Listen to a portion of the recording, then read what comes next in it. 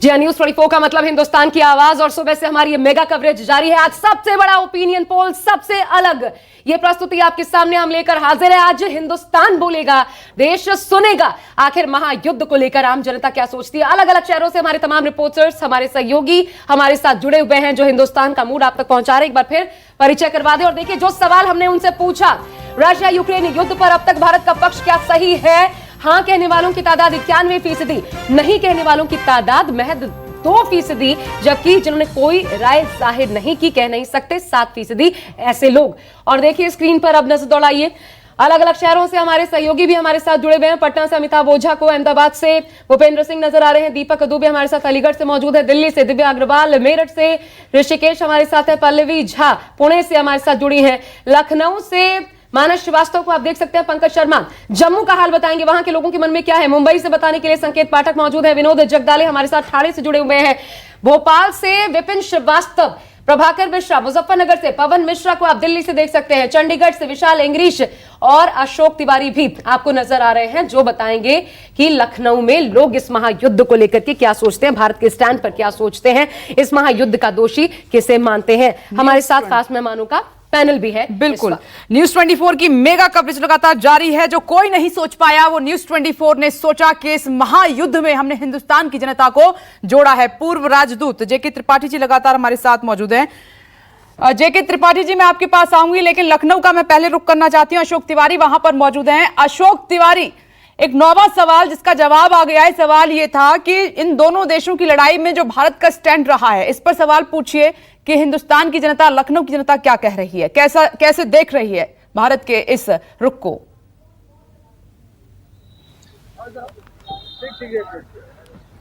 बिल्कुल उपनेश, हमारे साथ एक सज्जन मौजूद है, उनसे बात करता हूं। मुझे बताइए कि ये जो रशिया और यूक्रेन के बीच युद्ध चल रहा है, इसमें अभी तक भारत ने जो स्टैंड लिया है वो जायज या नहीं जायज है, कितना सही है? नहीं, भारत अपनी जगह पे बहुत सही है इस समय हमारी नज़रों में, क्योंकि यूक्रेन ने कभी, अगर यूक्रेन को भारत के पक्ष में वोट करना होता था, अभी हाल का ही मैटर था जिसमें यूक्रेन ने इसमें हमारे विपक्ष में वोट दिया था, और रूस हमारा वर्षों से, मतलब बहुत पहले से देखा जाए तो हर समय से हमारा रूस ने कहीं ना किसी तरीके से हमारा साथ दिया है। इसलिए इस पक्ष में भारत ने अपना वोट कहीं भी नहीं दिया है। ये भारत की बहुत अच्छी नीति थी, बहुत अच्छी बात है। अच्छा, मुझे बताइए कि ये रूस और यूक्रेन के बीच जो युद्ध हो रहा है, इसके लिए जिम्मेदार कौन है? जिम्मेदार क्या कह सकते हैं, तो यूक्रेन तो एक रसिया का पार्ट ही है, तो जिम्मेदारी मतलब वो कहीं ना कहीं दूसरे देशों से सह पा रहा है यूक्रेन, जो इस हमारी नजरों में सही नहीं लगता है रूस को, जिससे रूस चाहता है कि रूस अपना अधिकार जमाना चाहता है। वहां भी मतलब ऐसे ऐसे जो, मतलब जैसे हम बोल सकते हैं, मतलब जो अच्छी जगह, जैसे मतलब जहाँ पे खाने हैं, बहुत अच्छे मतलब कारोबार है, वहां पे रूस अपना कब्जा दिखाना चाहता है, क्योंकि एक तरह से रूस का ही पार्ट था यूक्रेन, और यूक्रेन को बाहरी सही मिल रहा है, तो रूस भी अपनी जगह पे सही है हमारी नजरों में। लेकिन ये युद्ध जो है, इसका युद्ध हल नहीं होता किसी चीज का, इसको आपसी सहमत से ही हल करना चाहिए। बाकी एक और सज्जन हमारे साथ मौजूद हैं। दादा, मुझे ये बताइए, ये जो रूस और यूक्रेन के बीच युद्ध चल रहा है, इसमें भारत का स्टैंड कितना सही मानते हैं आप? पता नहीं भाई, इससे ज्यादा हमको नॉलेज नहीं है। ज्यादा नॉलेज नहीं है तो विप्रेश, अभी कुछ लोग और मौजूद हैं। चलिए ठीक है अशोक, आप बने रहिएगा। सीधा श्रीवास्तव का रुख कर लेते हैं। हमारे साथ जयपुर से श्रीवास्तव बने हुए हैं। जयपुर में आम जनमानस, उनके मन की बात क्या है, जयपुर से श्रीवास्तव बताइए सीधे बात करते हुए। जी, मैं पहले सीधे उन्हीं से बातचीत कर रहा था, काफी देर से इंतजार भी कर रहे थे और इस अंतर्राष्ट्रीय मामले पर काफी अच्छी जानकारी भी रखते हैं। पहला सवाल मैं आपसे शुरू करता हूं, क्या हिंदुस्तान का रूस और यूक्रेन में जो युद्ध चल रहा है उस पर स्टैंड सही मान रहे हैं?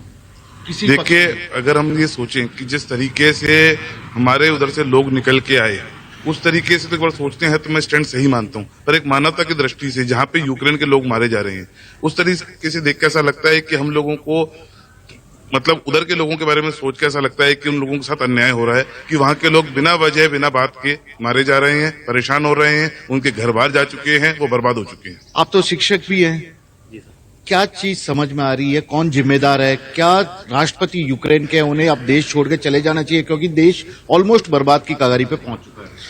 सर देश बर्बाद की तारादरी में पहुंच चुका है, क्योंकि उसके पीछे तारण है, उसके पीछे बहुत सारे अंतर्राष्ट्रीय तारण है। वहां पे एक देश लड़ाई कर रहा है, अगर उस देश को आप सपोर्ट नहीं करते या उनके बीच में आप बातचीत नहीं करते, जैसे नाटो का एक मुद्दा है, बहुत बड़ा मुद्दा है, तो उस नाटो मुद्दे पर अगर किसी देश को दबाया जा रहा है तो बाकी साथी जो देश है, जो बाकी अपनी जो व्यवस्था है, उनको बीच में आना चाहिए। क्योंकि आज हमारे भारतीय, अगर मैं स्टूडेंट्स से बात करता हूँ तो भारतीय स्टूडेंट जो है वो आज जो यूक्रेन में पढ़ रहे थे, वो मैक्सिमम स्टूडेंट्स वो हैं जो लोन लेके, एजुकेशन लोन लेके पढ़ रहे थे। अब बीच में युद्ध छोड़ा तो उनको जो है वो एजुकेशन छोड़ के वहां से आना पड़ा। आज उन बच्चों की ये स्थिति हो गई है कि उनको ये नहीं पता कि हमारा सिलेबस कब खत्म होगा। जिस बच्चे ने 2020 में एनरोलमेंट लिया था उसका 2024 में सिलेबस खत्म। और आइए अब इसके बाद सीधे आपको अलीगढ़ लिए चलते हैं। दीपक दुबे मेरे सहयोगी वहां से जुड़े हुए हैं। दीपक, आपके पास भी सवाल होंगे। 9 सवाल न्यूज 24 ने हिंदुस्तान की आवाम से पूछे, जनता से पूछे इस युद्ध को लेकर, उसका ओपिनियन पोल आ गया है। आखिरी सवाल जो हमने पूछा था कि रूस और यूक्रेन किस जंग में जो भारत का रुख रहा है वो कैसा रहा है। इन तमाम सवालों के साथ जनता की राय जानिए।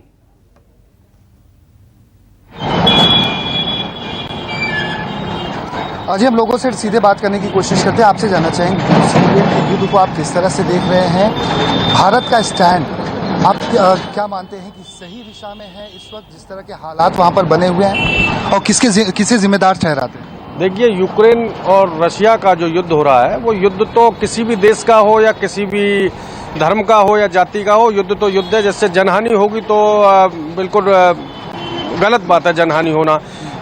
इसके पक्ष में तो मैं ही क्या, पूरा विश्व इस युद्ध के पक्ष में नहीं है। और जो अब तक कह सकते हैं 11,000 लोग रूस के और 5,500 लोग लगभग की हत्या हुई है। ये जनहानि है और इसके पक्ष में किसे जिम्मेदार ठहराते हैं? जेलेंस्की को जिस तरह से अमेरिका ने एक बैक करने की कोशिश की, क्या उनके उकसावे में आके उन्होंने इतना बड़ा फैसला ले लिया कि रूस से टक्कर लेने चले गए, या किसे जिम्मेदार ठहराते हैं? देखिए, जब किसी के स्वाभिमान पर और सम्मान पर ठेस पहुंचेगी तो कोई भी व्यक्ति अपने स्वाभिमान को, और सबसे बड़ी बात अपने देश के नागरिकों के हितों की बात करने की बात आ रही है। तो जेलेंस्की जिस तरीके से छोटे पद से एक आर्टिस्ट थे और वो वहां के शीर्ष तक पहुंचे, तो ये द्वेष और जलन भावना की जो लोगों की भावना है कि एक छोटा आदमी हमारी बराबरी कैसे कर रहा है। अगर बात थी तो जो नाटो है उसके सदस्य कहाँ गए, उनको प्रतिबंध लगाना चाहिए इस पर और रोक लगानी चाहिए। तो तानाशाही की तो बात है और पूरे तरीके से ये तानाशाही है। किसी कमजोर व्यक्ति को आप बार बार दबाने का प्रयास कर रहे हैं। वहीं एक और रूस हमारा मित्र देश है, हम उसकी आलोचना नहीं करेंगे, लेकिन जनहानि की बात है तो वो व्यक्ति है, इंसान है, इसके लिए तो बोला ही जाएगा। क्या जिस तरह से युद्ध हो रहा है, भारत में तेल जो बढ़ रहे हैं, डीजल पेट्रोल के दाम, विपिन श्रीवास्तव का भी रुख करना पड़ रहा है। दीपक, जल्दी से वहां की भी राय, आम जनता क्या समझ रही है इन सवालों को लेकर के। विपिन, सीधा आपके पास आते हैं। भोपाल का मूड बताइए, कौन जिम्मेदार, आखिर क्या धोखा दे रहा है अमेरिका यूक्रेन को, क्या पुतिन का कद बड़ा है, क्या भारत का स्टैंड सही है, तमाम सवालों पर बात कीजिए। देखिए, बिल्कुल भोपाल की जनता से जान लेते हैं। आप लोग देख ही रहे होंगे टीवी पे, 1 महीने हो चुका है। इस युद्ध के लिए आप किसको जिम्मेदार मान रहे हैं? इस युद्ध के लिए ऐसे जिम्मेदार मैं किसी को नहीं मान रही हूँ, लेकिन इस युद्ध से दोनों देशों को बहुत सारी प्रॉब्लम झेलनी पड़ रही है और उनसे ज़्यादा वहाँ पे रहने वाले लोगों को वो प्रॉब्लम झेलनी पड़ रही है। तो मैं बस इतना ही कहना चाहती हूँ। क्या लगता है आपको, जो पेट्रोल के तेल कंपनी को दाम बढ़ा रही है, क्या इस युद्ध का परिणाम? इस युद्ध का परिणाम कैसे कह सकते हैं, क्योंकि जो पेट्रोल के जो दाम बढ़ रहे हैं वो जो सबसे ज़्यादा है वो इंडिया में है। मैं ये मानती हूँ यूक्रेन से बहुत मात्रा में पेट्रोल आता है, लेकिन ये परिणाम युद्ध में थोड़ा सा तो लगेगा ही। आपको क्या लगता है कि जिस तरह से अफगानिस्तान को अमेरिका ने एक धोखा दिया था, यूक्रेन के साथ भी ऐसे कुछ किया अमेरिका ने? यूक्रेन के साथ बिल्कुल अमेरिका ऐसा अभी लग तो नहीं रहा है, लेकिन जिस तरह से अमेरिका ने अभी तक जो चाल चली है, अभी तक अफगानिस्तान के साथ जो किया, अन्य 2 देशों के साथ देखने के लिए मिला, वो यूक्रेन के साथ बिल्कुल हो सकता है। ऐसा अब तक की जो खबरें जो सामने आ रही हैं उनको देखकर ऐसा कहा जा सकता है। बिल्कुल। आपको क्या लगता है, जेलेंस्की की इमेज बिल्डिंग हो रही है, उनको हीरो की तरह प्रेजेंट कर रहे हैं, क्या उनको देश से छोड़ना चाहिए? आपको इस तरह की सर, जेलेंस्की से ऐसा लग रहा है कि जेलेंस्की अपने आप को एक स्ट्रॉन्ग लीडर रिप्रेजेंट कर रहे हैं, बट उससे कहीं ज़्यादा उनको लोगों के बारे में सोचना चाहिए, क्योंकि उससे आम जनता को बहुत ज़्यादा प्रॉब्लम हो रही है और उनको लोगों के बारे में ज़्यादा सोचना चाहिए। बिल्कुल।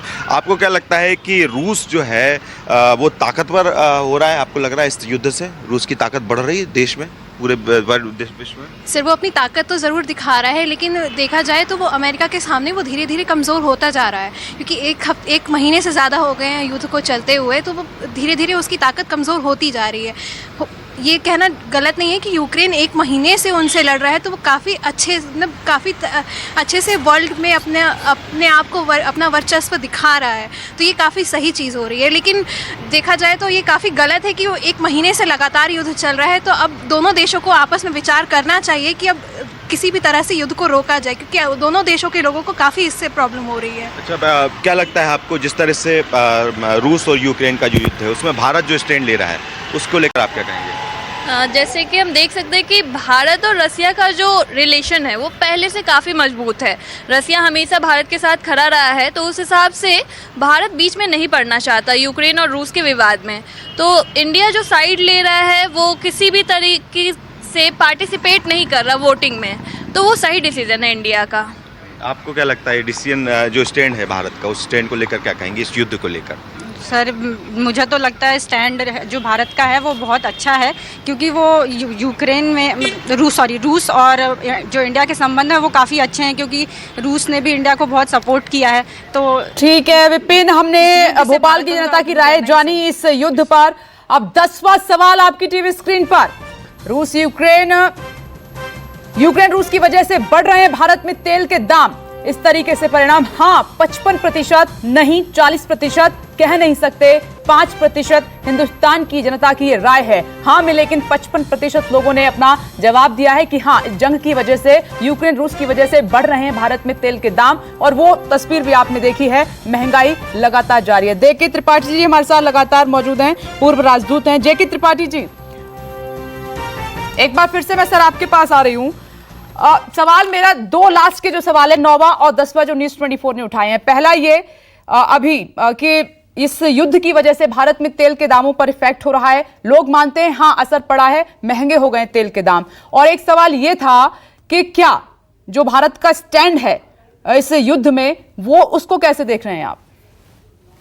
देखिए, मुझे बड़ा प्लेजेंट सरप्राइज ये है कि हमारे देश की जनता, जहां आप ये जिनसे ओपिनियन ले रहे हैं, वो कोई बहुत बड़े पॉलिटिकल साइंटिस्ट या कोई बड़े एनालिस्ट नहीं है, लेकिन फिर भी उनके कारण दूसरे हो सकते हैं, लेकिन फिर भी निष्कर्ष ज्यादातर का वही है जो ज्यादातर पॉलिटिकल एनालिस्ट का या पॉलिटिकल साइंटिस्ट का है, विचारकों का है और सरकार का है।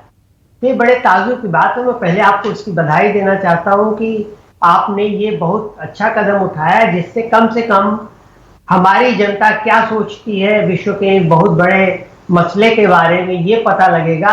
क्योंकि ऐसी पब्लिक ओपिनियन जो है किसी भी देश की पब्लिक पॉलिसी या फॉरेन पॉलिसी को निर्धारित करने में बहुत कामयाब होती है, बहुत सहयोगी होती है। अब एक चीज लेकिन मैं इसमें ये कहना चाहता हूँ कि लेकिन फिर भी क्या है कि जब दो देशों के बीच में लड़ाई हो रही होती तो तीसरे देश में पैदा की गई ओपिनियन उस लड़ाई में कोई खास प्रभाव नहीं डाल सकती।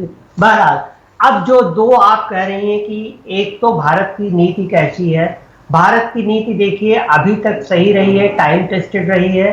अभी तक ऐसा रहा है कि अमेरिका काफी कुछ झुंझलाहट के बावजूद अमेरिका ने ये कहा है कि नहीं, हम मानते हैं कि आपको तेल लेना मुझे चाहिए। थोड़ा सा आपको रुकना पड़ रहा है, क्योंकि हो सकता है आगे प्रधानमंत्री नरेंद्र मोदी तुरंत उनका बच्चों के साथ संवाद आए। उससे पहले हमारे साथ रिटायर्ड कर्नल करण खर्ब साहब भी इस वक्त जुड़ चुके हैं। सर स्वागत है आपका न्यूज़ 24 पर। उनसे भी एक कमेंट ले लें।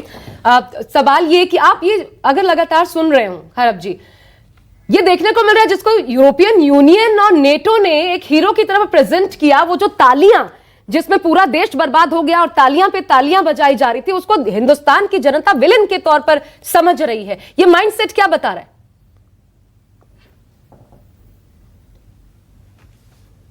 ये देखिए, एक अलग तरीके मैनिफेस्टो आया है इस युद्ध में।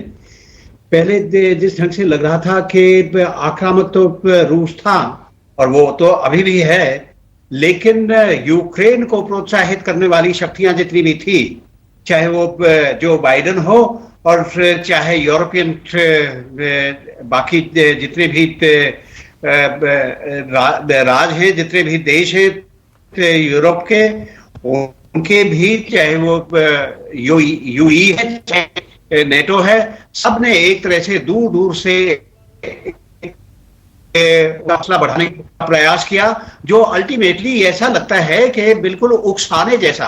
हौसला क्या बढ़ाया है, वो एक तरह से यूक्रेन को उकसाया कि वो समझौता ना करे उनसे, रूस से, और रूस की टक्कर ले।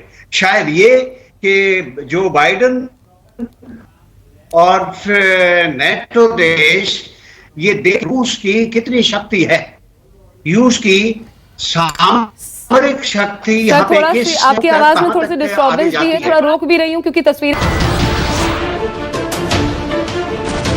नमस्कार, मैं हूं मानक गुप्ता। अगर आपको हमारा ये वीडियो पसंद आया हो तो इसे लाइक और शेयर जरूर करें, और हां, हमें सब्सक्राइब और फॉलो करना ना भूलें ताकि आप देश और दुनिया की कोई खबर मिस ना करें। तो जुड़े रहिए हमारे साथ और देखते रहिए News 24।